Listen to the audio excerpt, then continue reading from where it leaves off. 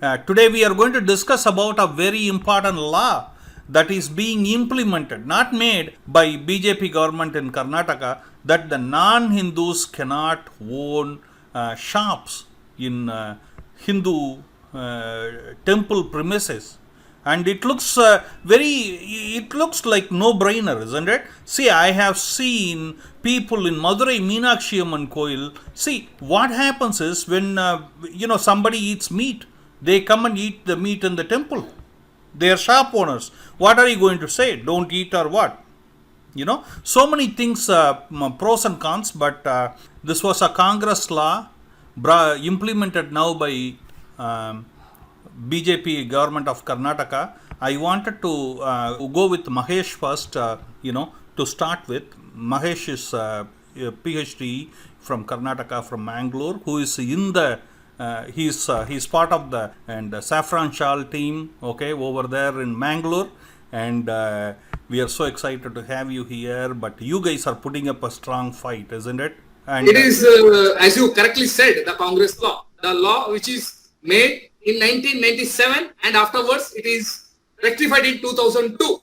It is not only in Karnataka, sir. I want to bring to your notice that even in Tirupati, the people of non-Hindu religion are not allowed to work or do any business activities. This is there in the law since the independence. So we are just implementing it. We are bringing it to the implementation stage because of them. We are just giving the reaction for the actions they have done. I want to bring to your notice what happened in 2020 in Mumbai, Dadar market, how they closed the doors of Hindu textiles. So they didn't buy a single piece of cloth during the Eid Milad from Mumbai, Dadar East vendors. The same thing happened in Udupi because the fishermen, women, not even men, they participated in the protest against Gomata slaughter and the protest against stealing of the cows in the midnight. So they boycotted fisherwomen. So we are just showing the reaction for their action. Come to the hijab protest against the constitution, against the High Court order. They have even closed the most essential service, medical centers. They tried to cheat the Hindus by putting the buses into service in the morning and removing them in the afternoon so that the Hindu women and children will suffer in the evening time. But we didn't allow it to happen. It is BJP government here. We know how to implement it immediately. Thanks to the BJP government, they have provided us a government bus, and we have made sure that our sisters and the kids will reach home safely. So this is a reaction for that, sir. Shouldn't we? Absolutely. We will come back to you, okay? Vinayji, you have a special attachment with Karnataka. You are from Bangalore. Even though you are in Toronto, Canada right now, we would like to take your opinion. Is it like, is the BJP government is all out to spread Islamophobia or what? To destroy a peaceful community? Personally, I'm a little on the fence on this because I don't want to either fully support this law or I want to if I want to go against it. The reason is it's as far as I'll give you one example. During the Ganesha festival, most of the Ganesha idols, most of them in Maharashtra, for example, are made by Muslims. So the Muslims, and these are staunch Muslims who actually make the best idols during the Ganesha festival, from an idol about 2 inches or 3 inches tall to about 50 feet or 100 feet tall. So these are all things that have been happening for the last several years, and the Muslim community has supported in that way. And these guys, during that particular time when they're actually building the idols, they actually apparently, this is what I've heard, I don't know how far it is true, they apparently do not eat meat. They follow staunch rituals and stuff like that, and then they build the idol. So that's the way they are. Oh my God! Now coming to the issue here, okay, there is a lot of the biggest thing that happened after the Karnataka High Court ruling was people in Tamil Nadu from a part or an organization called Tamil Nadu Tawheed Jamaat. Okay. 3 people apparently put a death threat on the High Court judge, including the Chief Justice, 2 other judges, because it was a division bench that ruled. So they put a death threat and said, this is not right. And what happened in Jharkhand, where a Chief Justice or a judge was killed, like that, the Chief Justice of Karnataka High Court can be killed. Like, it was a apparent death threat, and they got arrested and all of that. But despite the High Court ruling, the pro-hijabis went on a Karnataka-wide bandh. Although it was not very successful, there were areas in Bangalore that, where I come from, for example, Commercial Street, which is 95%, Muslims-owned businesses. They all followed the bandh, and every single shop there was shut down. And even the Hindus, the 5 or 10%, were asked to shut down. If not, the threats, right? So it's basically, there is kind of both sides to the stick. So some of the Muslim community, I'm not saying about everybody across the board, they are not, the peaceful, peace-loving, community. A lot of them are militants. And they did the bandh. And in retaliation, Karnataka government pulled out a law that was implemented in 2002 by former Chief Minister of Karnataka, S.M. Krishna, a Congress. Back then in Congress. Right. And the law, according to that law, is Hindu Religious Institutions and Charitable Endowments Act, 2002. According to this, as per the rule number 12, under the Act, non-Hindus are barred from the premises to do business within a radius of 100 meters from Hindu temple. And however, if it's beyond the Hindu religious area, they're allowed to follow, do whatever business. Okay. And this is because, like Mr. Mahesh was, explaining, to make sure that, a lot of Muslims don't follow the rituals and don't follow the law, right? Like the rules of the Hindu culture, they eat meat, they come into the temple, and they kind of, it's a sacrilege to the whole temple premises. And this is why this law now, the current government has pulled out this law. They're not implementing this law. This law has already been implemented. So the Congress people are in a dilemma because they don't know what to do. Because this was implemented by one of their predecessors. And now they're in a dilemma, and now they can't go against it. But these guys are implementing it, and that's what's happening in Karnataka. He was talking about the religious practices of Muslims who are selling the goods near temples. Yeah, even the flowers they are selling, they are making it halal by spitting on it. We can prove it thousands of videos. This has not come to our notice because we didn't have social media or such facilities till now. But now we are coming to know everything about their secret agendas. So are we going to put a flower which is spitted by a Muslim to our goddess, to our god? Narendra Bhai, who is from VHP, is holding a position in VHP. And Narendra Bhai, let me, before we go further, I see this in an overall spectrum. I was in UP, everywhere, any destination you go, right from the beggars to the shops there are pretty much owned by non-Hindus. In Ayodhya, if you go, 90% of the beggars are Rohingyas. You go to Mathura, I remember kids were coming and keeping the Radhe Radhe on the forehead. I said, why don't you have it? You keep one on your forehead, then come to me. Then they ran away. And how do you see this implication across Bharat? Dilipandi, actually this is not 90%. 100% Muslims. They are dependent upon Hindus. Hindus in India pays taxes and they eat our taxes. They are dependent upon this. They don't pay taxes.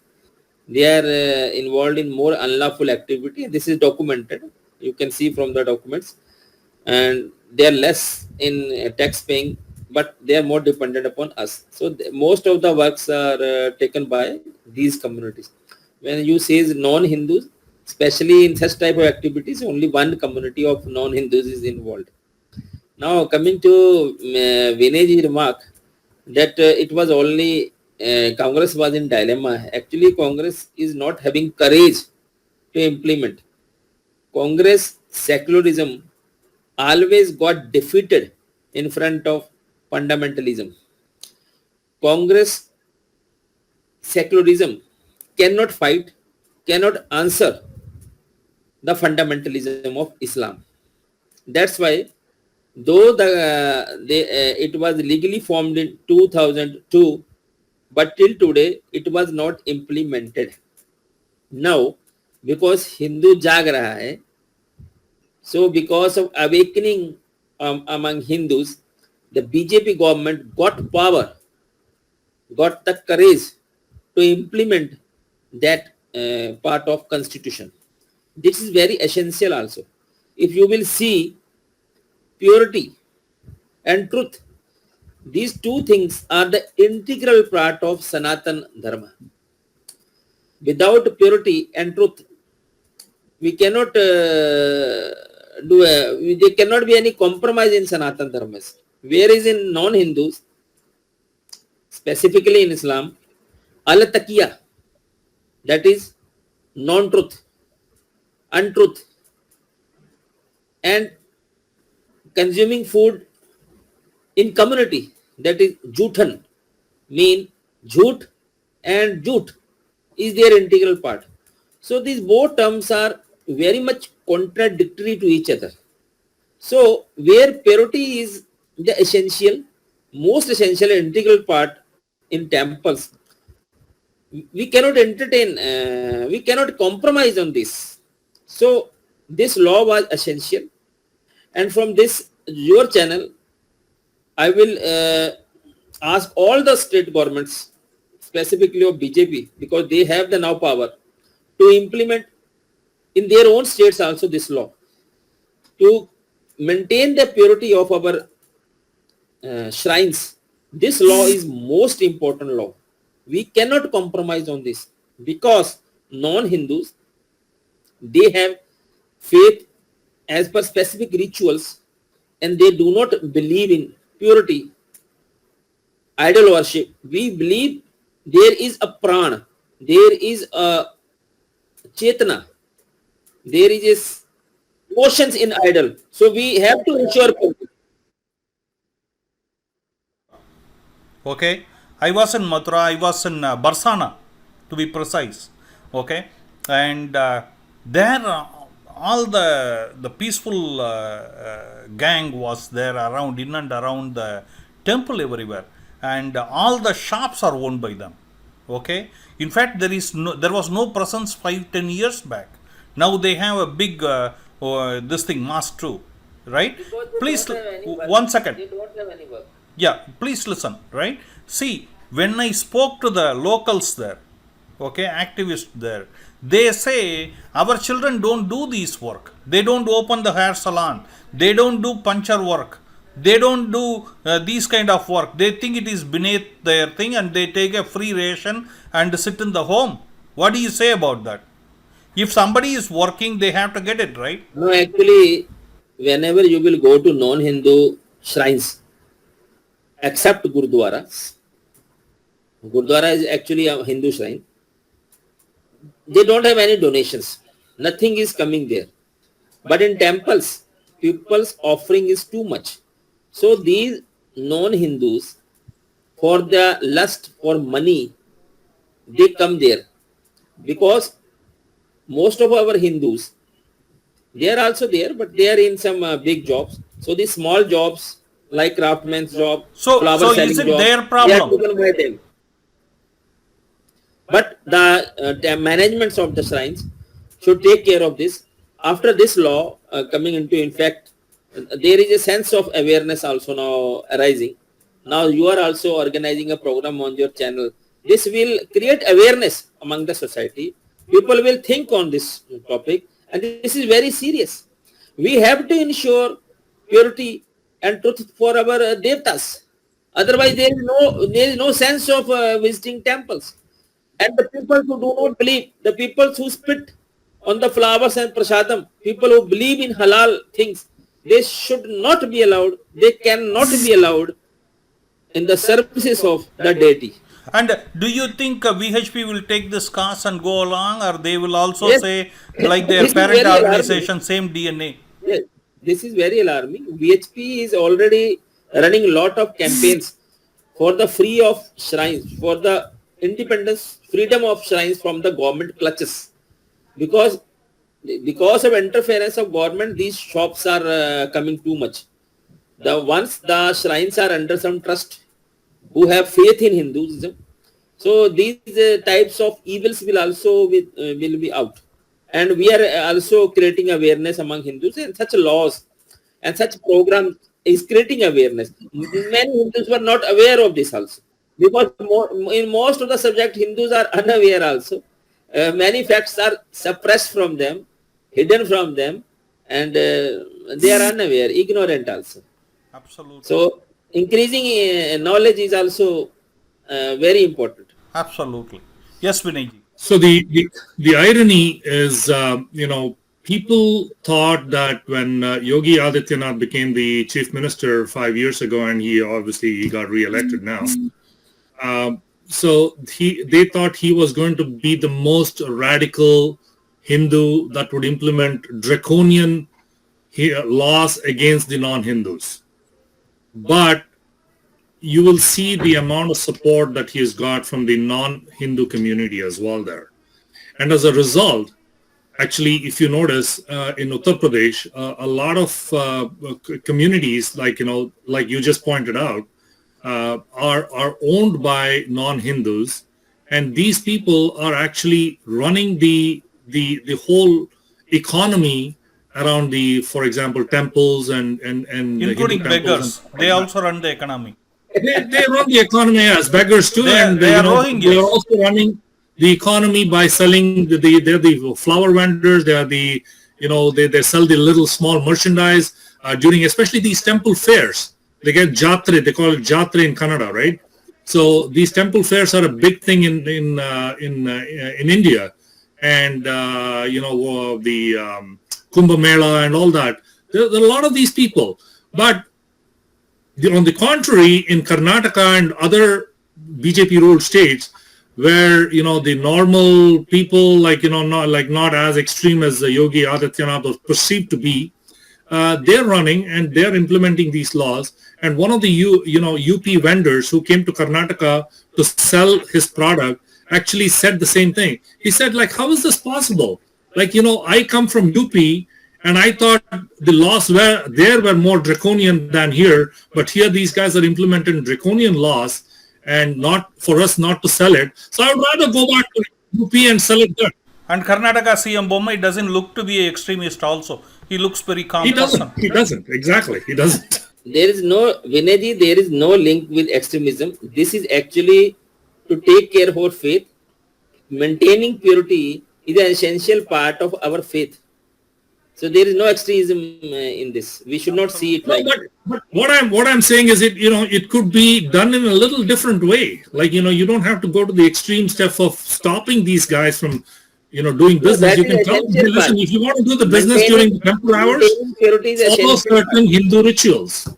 That's why this constitution was demand of this constitution was there in more before 2002 also, because this is one of the essential part.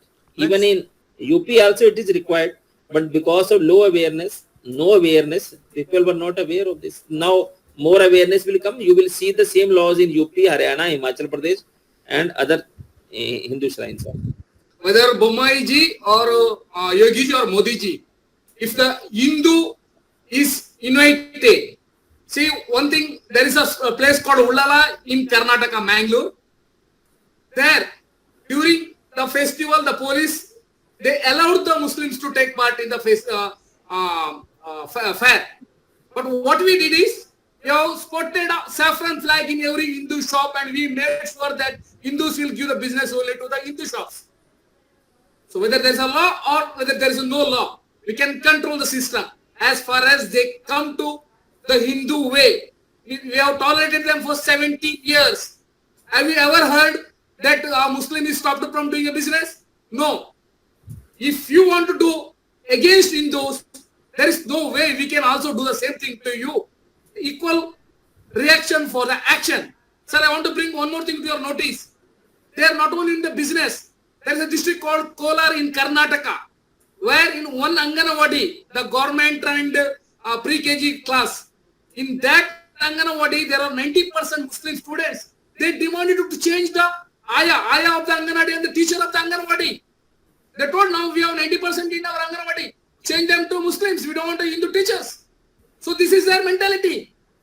They have to change their mentality if they want to survive. Otherwise, we know how to give back. On the same coin,